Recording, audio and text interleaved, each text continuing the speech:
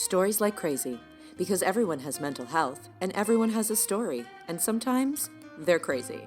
Join Lori Lane Murphy and me, Adriana Prosser, as we talk about dealing with, struggling with, and managing mental health with storytellers who want to share their true life story. Get in the conversation with us and talk to us on Facebook and Twitter, and subscribe on SoundCloud and iTunes. Now, let's smash some stigma. This week we met with Coco Lee, a mental health advocate that I get the pleasure of co-hosting a safeTALK workshop coming up this December here in Toronto. Here, she's going to talk to you about a little bit about safeTALK, a little bit about her journey, and a lot about mental health advocacy.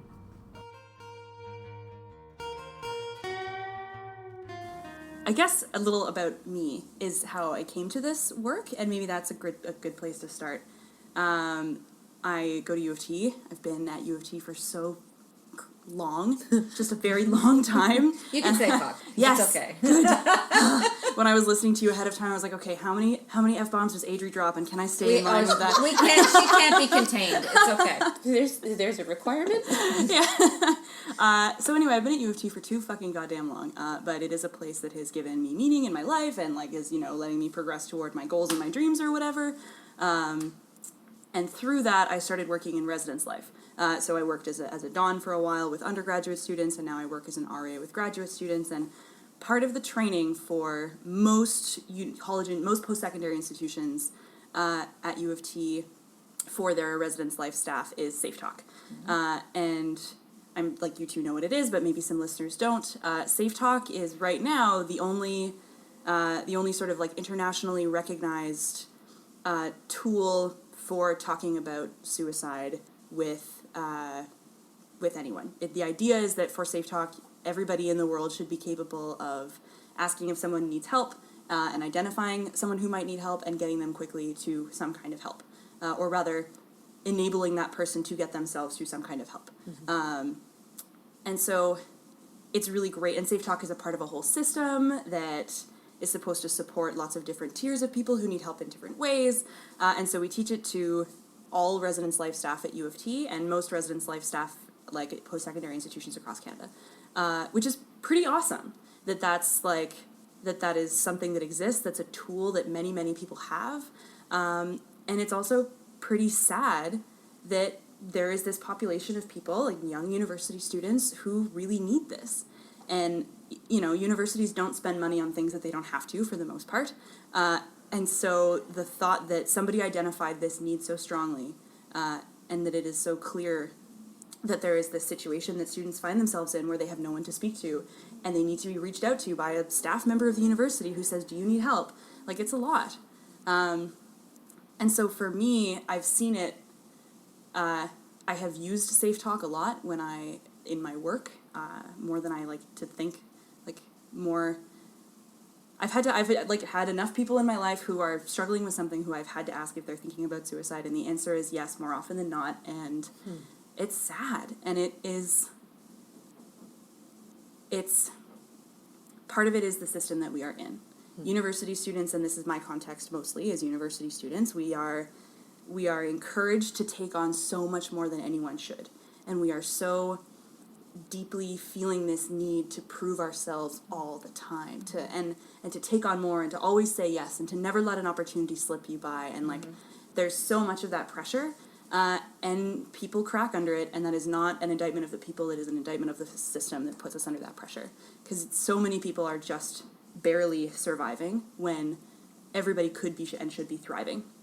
And even beyond the incredible privilege that you must have to go to university, yes, going to university sets you up for this stress, but also it puts you within a system that gives you a certain amount of privilege. As a resident student at U of T, you have a Don who is paid to check up on you and make sure you're okay. And you have all U of T students could take safeTALK training if they wanted to for free with the university, where a person out in the normal world might have to pay $70 to do it. And safeTALK training is just one example. U of T students have access to a doctor, and U of T students have access to an immigration lawyer, and there are those things that students get as being a part of the system, and they make great sacrifices to be in the system, but you get those benefits. And the more and more I have adult friends in the real world, the more I see how alien so many people are from even that system. Even the university system that sets people up to be under this kind of pressure, to be outside of that entirely and to have no access to those resources except for through your own money is fucking scary.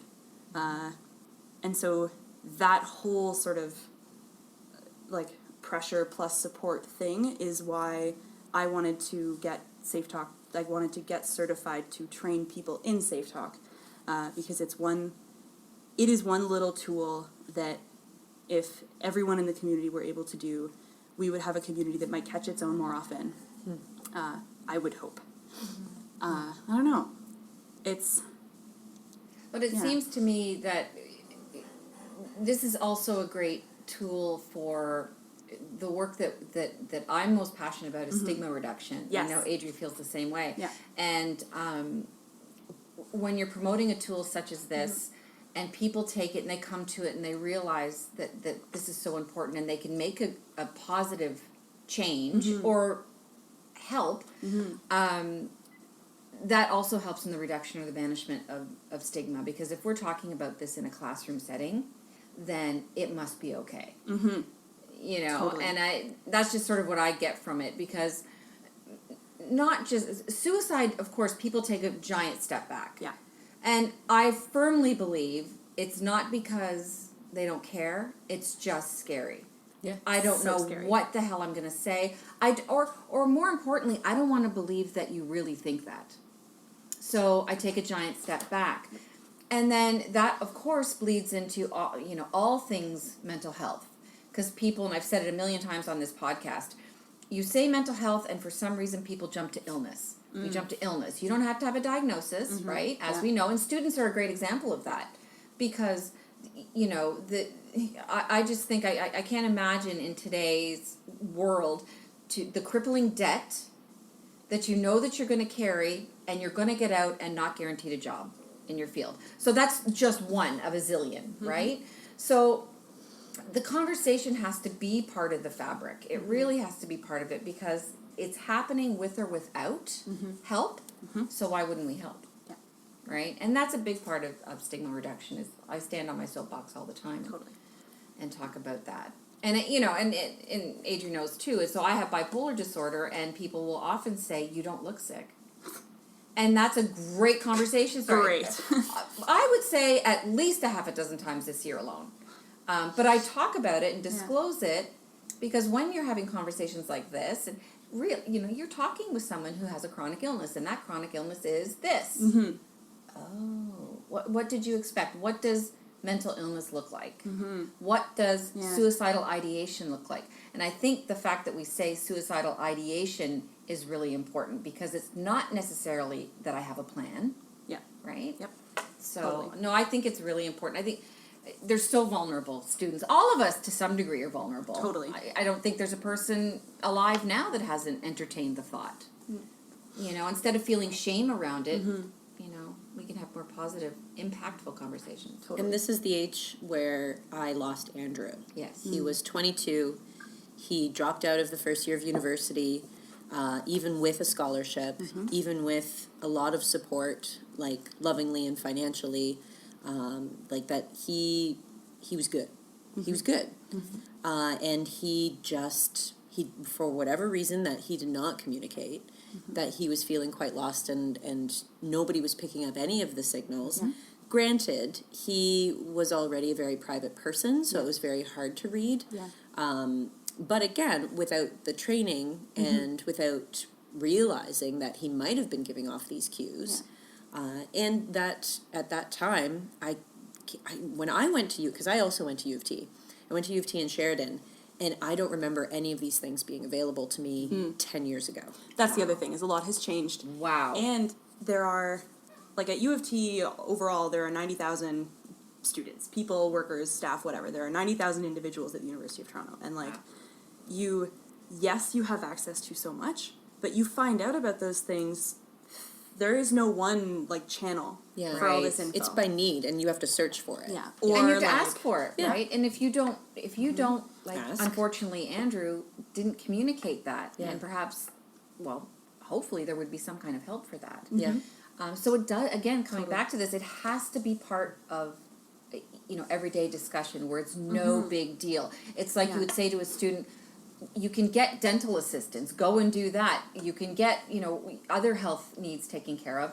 Mental health is physical health. Yep. The brain is part of the body. Yep. There is no distinction, and we have to make that clear, for sure. And it is so, people are so terrified of the consequences, partially because they don't, and there is so little that we understand about it really. And like, people are so scared of the consequences of disclosing anything because of that stigma. Yes, 100%. And you meet international students, for example, who are here in Canada on a scholarship from their home country, and if they drop out of school, they not only have to go right back home because they are on a student visa, but they also have to pay back everything that they got from their government, for example. This is not the universal story, but this is one of the means by which students can afford to come here from elsewhere. Because for international students, tuition can be, in certain programs, as high as $45,000 a year. And then add on top of that ridiculous amount of money. There has to be individual students coming from all over the world. So not only do they have to pay that back, they have to face shame. Totally. At home. Whereas in North America, perhaps I'm sure we have intense parents from time to time. But, when you're coming from where part of the culture is, not only will you succeed, you will be the best. Yep. So I can't even imagine what that would feel like on the heart of a student saying, not only am I not cutting it, I have to tell my parents. But even just like the other very basic things that they're going to have to deal with, like ESL, loneliness, culture shock, and then all of this pressure that, you better do this because this is costing us a lot of money. Yes, and you better be great. Yeah. You have to do it. You have to excel at something that is difficult for someone who speaks English as a native language already. You have to fend off loneliness. You have to figure out what the fucking climate here is. You have to, what is the TTC? What is Canadian money? You have all of these, so much isolation combined with, maybe you come from a place or maybe you come from a family where to tell them that you were thinking of killing yourself would be the most severe shame. Yes. And that you would go home and not only be failing at school, but also be failing at just like staying alive. Yeah. And that would be a completely unacceptable reason where if you were to like have cancer and go home for a little while and then, be better and come back to school, that would be like, wow, what an amazing thing that you overcame. You're so brave. But but when we talk about people who are having a hard time overcoming a mental health thing that's preventing them, and that they may not have the option to, if they need to pause, to come back to it. Yeah. That many are so afraid that they just drop out altogether and you can never stay in touch. Yeah. And it's like if you now speak to a staff member and you get lucky about the staff member, because I have to be frank that some people are better than others. For sure. You can find someone who will help you get like a leave of absence that doesn't affect your status as a student, that doesn't affect your visa, that like these things are totally possible in the system that we have right now.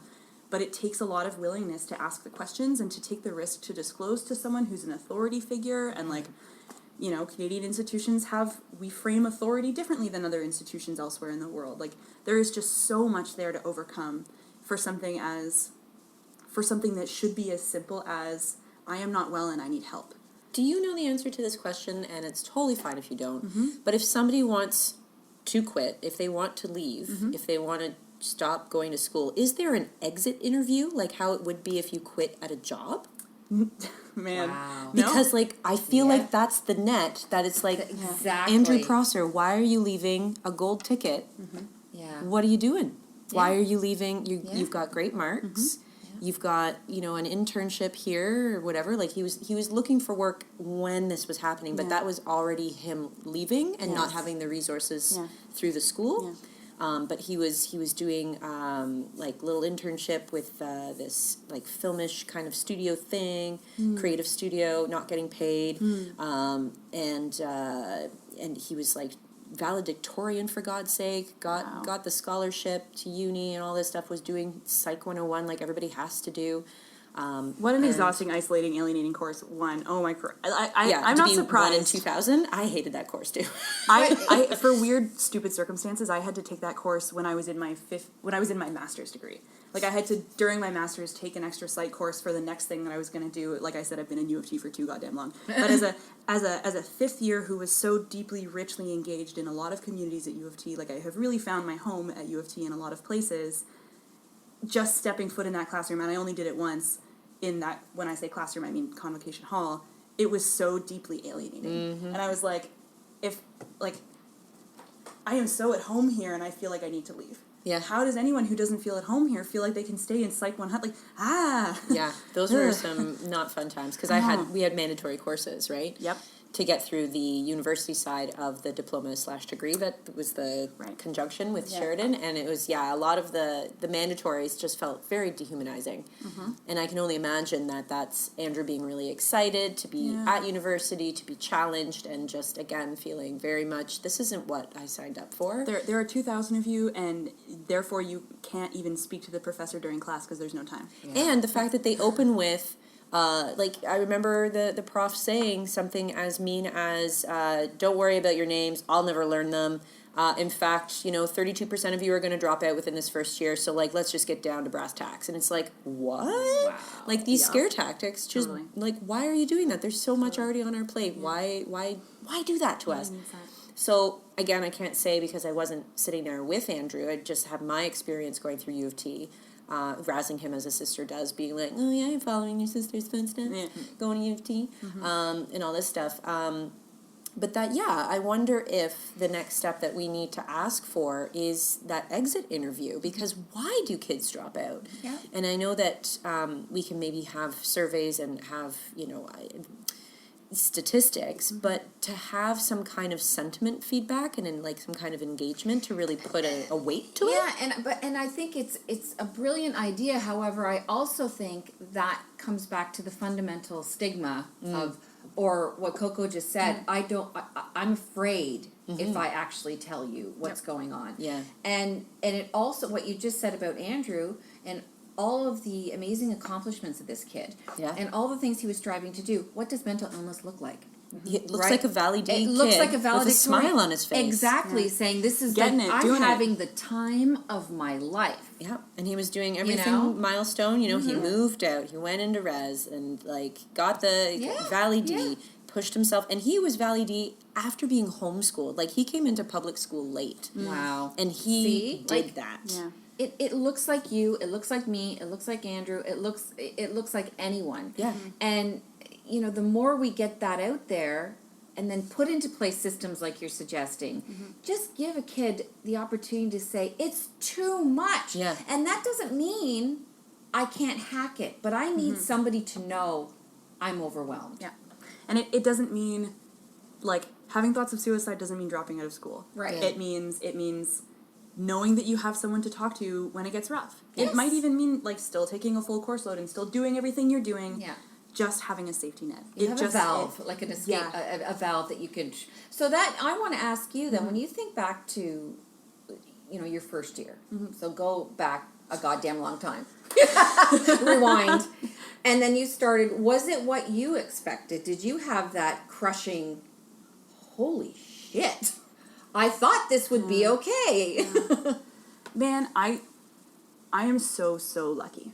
I have a wildly supportive family, and I was a big fish in a small pond kind of thing. And often what happens is first year students are the very best and brightest where they come from. Yes. And they get to U of T, and all of a sudden everyone else is also the best and the brightest, and you're like, holy shit, I can't win. They become little fish, right? Totally. Yeah. And that's not to say that everyone's amazing accomplishments are diminished because they're next to other amazing people. It should mean, wow, this amazing group of people is together in this place. Look at what the amazing things we can all do together. But it often means I have to compete to be the most miserable and the most successful and the most unhappy but I joined a club that was a theater thing. I auditioned for a play and I got a role, and I can't friggin' believe it, but I got into a play. So I had a group of friends outside of the residence building whom I loved and who were doing arts stuff, and whom the theater community at U of T eventually became one of those homes I talked about. And I had a group of friends in my residence building who were like pretty cool and weren't total jerks, and I had support, and I had a good relationship with my RA, and crucially, I think, I had a bunch of classes that, by nature of being language classes, because I was taking language and linguistics in my first year, and not Psych 100, not Soc 100, none of the big ones. Wow. My biggest class in first year was 200. Wow. And like, it's bonkers that is considered a small class at U of T, because my biggest class, like my biggest class in high school was like 15, because I went to a small high school. So it was like, but in that, like, I found a home in tutorial, and I'm the kind of person who likes to talk in class, so I had a good relationship with my teachers, and like, I just like rolled the dice personality wise, and rolled the dice, like, fell sideways into opportunities wise, and I was like pretty safe. But you're now, so sharing that, you're a case study of the importance of support. Totally. And network, and, finding your thing. And if you can't find your thing, maybe you can find your people anyway. Yeah. And it matters. And not just international. I'm thinking about, you could have a kid that lives in Whitby. Yep. And commuting in, that's an alienating experience, because I'm not living on the I'm not here. I go home at 4 o'clock every day, right? I'm pretty sure that dropout rates are higher among commuter students. Right? Because, like, yes, you have the support of your family, but they're not going through what you're going through. Yeah. They're not a part of that thing. They're not experienced, and they might not understand just how much that pressure is, really. And you're not fully immersed in campus life. Yeah. And it's hard. It's fucking hard to go to a rehearsal that starts at 9 p.m. and ends at 11:30, and then get on a train for an hour and a half to get back to Aurora. Yes. And that's another thing about the privilege, where living on res is really expensive. Yep. Or living close enough downtown that your commute can be right? Seconds or minutes on the TTC. Totally. Yeah. Totally. I was a commuter. I can't imagine. I cannot imagine. But it The probably worst. sucked. It really did. Yeah. And then I crashed at because you make friends within your program. I, again, was lucky that the theater program was at most like 25 kids. Yeah. And then we would go to the 2000, Psych 101 things and make fun of the fact that it's like, oh my God, we're in a sea of people. Thank God our afternoon voice tutorials are just like 3 people. Like it always came back to this to the micro instead of the macro and whatnot. But I was commuting and I was hungry for that inclusive life of the campus life that I basically tented out. Thank you, Jordy, and I've got Julie and Laura, who I crashed on their couch. At one point, I gave them a couch so that I could crash there. The gift that keeps Bring your on own giving. bed. And they were like, "This is great," and I'm like, "Look, it folds out for me." So that's how I kind of got away with it. But yeah, there's definitely. And I like how you said that you found this outside community of your courses with the theater kids, because that's also a thing too, where if you are in that mindset of, oh, I need to compete with these people, that you had this outer community of, I can just have fun with these people. Yeah. Because, like, again, like in the so-called real world, we kind of live like that too, with the people in the workplace are like this unsaid rule of competition, because you all want that promotion, you all want to look better than, right? And they instill that within our education system, sure. And that you have a group of friends that you would do things with outside of work that you wouldn't do with your work friends, right? Not to say, like, I love my work wife and whatnot, but that I would not do, like, I wouldn't go to that concert or, that party with them because I conduct myself differently with friends. Yes. I don't know. It's interesting that it parallels and that you started to so-called live the real life in this fish tank called university, and that other kids might not, again, have that opportunity to see past their nose because they are so overwhelmed with the work, and that they can't make friends outside of their classes, so they don't get that experience, and they don't get to experience balance within the fish tank. And then they have to go out into the big ocean. Yeah. I'm using a lot of analogy. Yeah. But like and even I want to be so clear that, like, even someone who got as lucky as I did and like had the good experience that I had in first year, that doesn't mean that person is not also in need of help. Absolutely. Right? Like, exactly. You can be that person and be like, what the fuck is adult onset ADHD? Holy crap! Or like, what is bipolar? Or like, hypomania. Yeah. Like, there's so much. Yeah. Someone who is outwardly successful and happy is like very likely to be still working through this stuff. And there's Andrew. There's his what smiley does face. it look like? What I keep coming back. Everything we're talking about. Yeah. You don't, it looks like everyone. Yeah.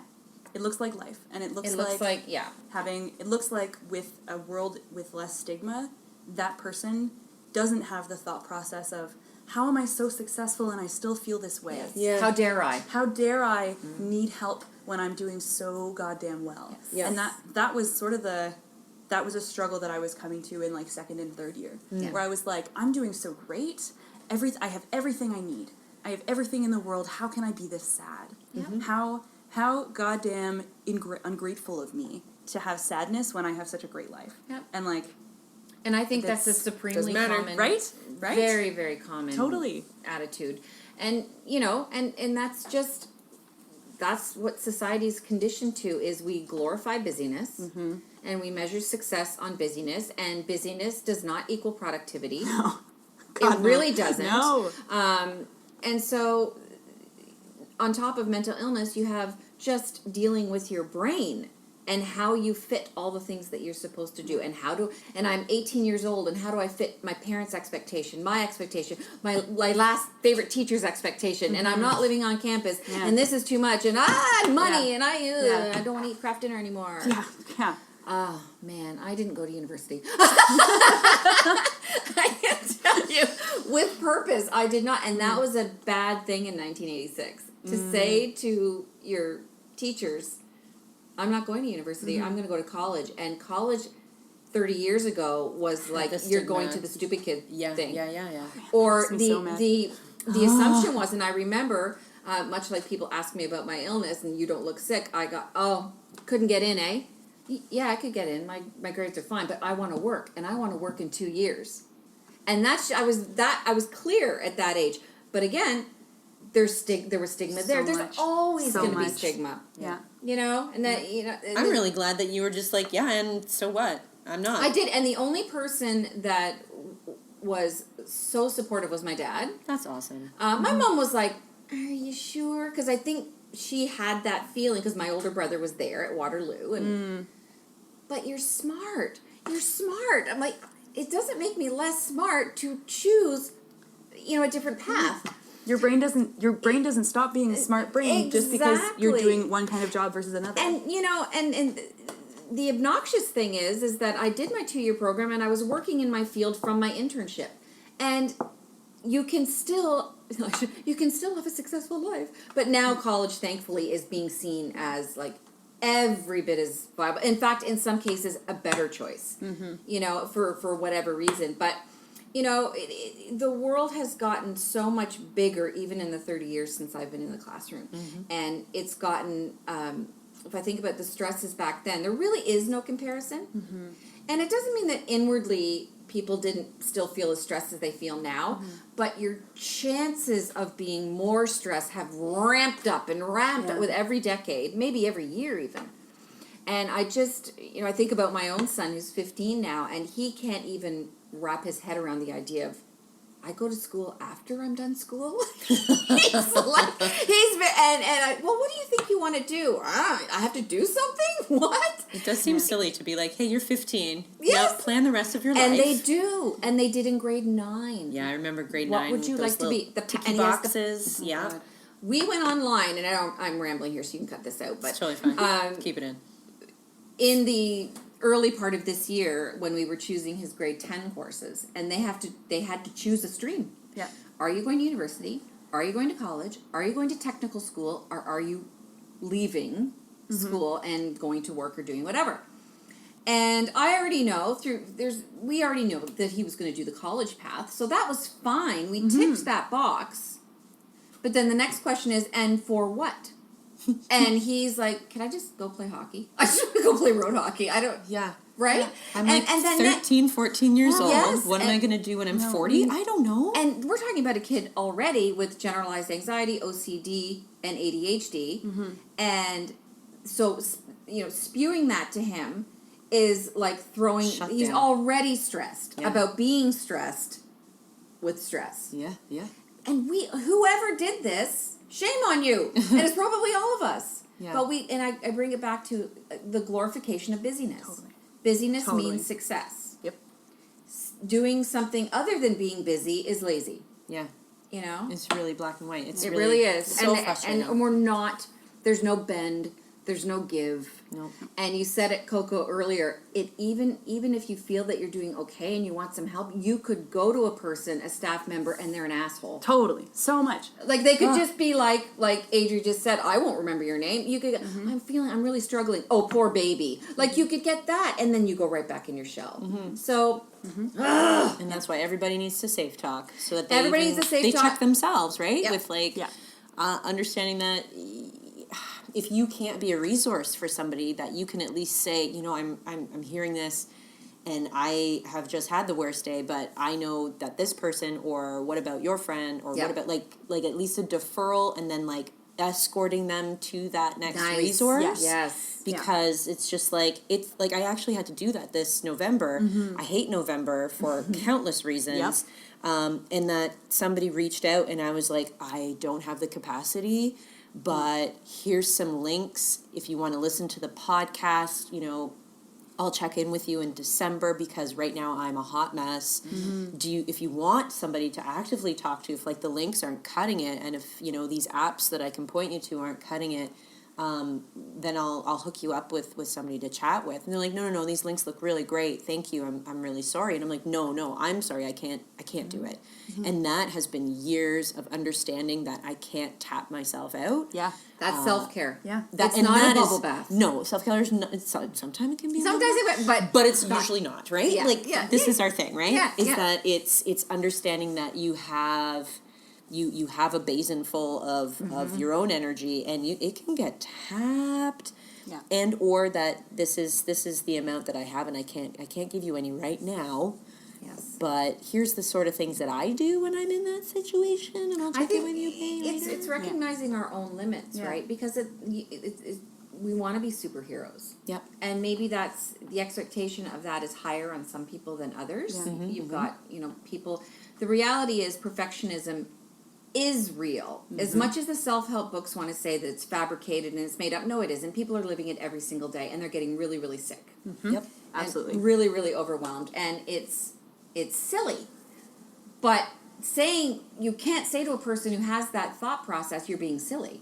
You need the help to dig down and it can't always be us, but like with safeTALK, you can say, and I love that you said escort them. Yeah. Because That's a great way leave of them. putting it. Yeah. I feel like you're holding my hand And you're taking me to sometimes where I need to go. Sometimes it's exactly that. Yeah. Yeah. Sometimes it's exactly that, where it's like, just come over, and I can't necessarily bring you up because I don't have that, but I can hold your hand in my blanket fort with I me. can just be with you. I can just be with you, and that's another topic or another thing that we keep trying to bring back, is the idea that we don't always have answers. Sometimes the answer is no answer, and it's just holding your hand in the blanket fort. Yep. Yes. Whether literal or not, and because I don't need you. I don't need you to fix me. I got my therapist and I'm working on it myself. But every now and then, in between, and I'm feeling really tapped, I just need to know that somebody's in the swamp. Like Buddha talks about the swamp, and that, to get in the swamp with you, to get messy and to get dirty, and to go places that make you feel uncomfortable in this swamp. Sometimes I just want you to come in the swamp with me and just be like, yeah, this is gross. Right? Like, it's that Brené Brown of the sympathy versus empathy. Yes. Where, yes. like, empathy gets down into that dark hole Sympathy and is goes, surface. crap. And then, sympathy looks down at you in the hole and goes, whew, yeah, that does suck. Yeah. And it's Exactly. a little judgy. And it's like, oh, it's real shitty down there. Have you tried, coming this way a little bit? Yeah. Like, it's not Exactly. helpful. Why It's don't not you just actually. smile? No. And empathy is getting down there and being Yeah. like, yeah, this does really suck. Do you want a hug? Yeah. And like Or from just the feeling safe. Yeah. Like, for me, it's feeling safe. And that's when I go home to my husband, and he knows now, after so many years, you don't have to make a list of all the things I should do. No. You just put Netflix on. oh man, that's so tempting though. Well, It's oh so God, tempting. absolutely. Listen, yeah. I'm heading towards being a therapist, and my only concern is that you won't do what I tell you to do and how I want you to do it. Yeah. That's not- Horse, water horse. Yeah. I'll be like, I'm being brilliant here. Do what I say and do it exactly this way. No, that's Yeah. And it's so tricky for training student staff in things like safeTALK and in generally just talking to students who are struggling. And I know I'm using students a lot because that's the context that I live in. But That's like, all right. That's where you are. You're like, someone comes to you and says, "I'm overwhelmed by school. I don't have any friends. I'm super lonely. I feel fat today. My marks are bad. I can't afford this. I'm so sick of fucking Mr. Noodles." And then you're like, "Hey, are you maybe like that? Sounds like a lot. Are you thinking about suicide?" And they go, "Yeah." And then are you going to say, "So about your study habits, like maybe if you go to the writing center, you can fix that grade thing, and then the suicide thing." It's like, no, we got to triage this, right? Exactly. And you can't just like, "Oh, well, let's head on over to the suicide doctor who's just going to flick that switch off, and now you won't have to worry about that." It's like sometimes you have to sit together and look at the void together and be like, "Well, this does blow. This blows, and we can't fix all or any of this right now, but we can see that there is a problem now, and we can talk about that this is a problem, and we can move forward toward a solution together, or like I can take you to someone who can move toward the solution with you." Like it is so tempting to try and solve everything, and the solution is that's not it. And it's like, you can't solve the rest of my life. I can't. We just need to know that there's a safety net somewhere. Yeah, that's a perfect way to just say, because the safety and that's a great spot. Yeah. To go, because to close it, because I think that's a powerful message. We don't have to fix everything, but we have other solutions, and you're not alone. Yeah. And we hear that all the time in context of mental illness and mental health, but in life, nobody wants to feel alone. Yeah. And that's why I really appreciate the everyone nature of what safeTALK training is. And like people complain, it's like, "Oh, it feels corporate," or "It feels like canned, it feels generic." And it's like, it is generic because everyone should be able to talk about this in their own way. And until we get to the point where everyone can talk about it, there are holes in our safety net shaped like people who are unwilling or afraid to talk about this. Awesome. And this is about weaving a safety net where everyone is together for everyone. And thanks for having me on the show so we can talk about that. I want to do it. Thank you so much, Coco. Thanks for having me. Thanks for listening. If you want to join the conversation, and we hope you do, come find us on Twitter and Facebook. And you can subscribe to us on iTunes and SoundCloud. That's it, Stigma Fighters. And remember, your story isn't over yet, and we want to hear it.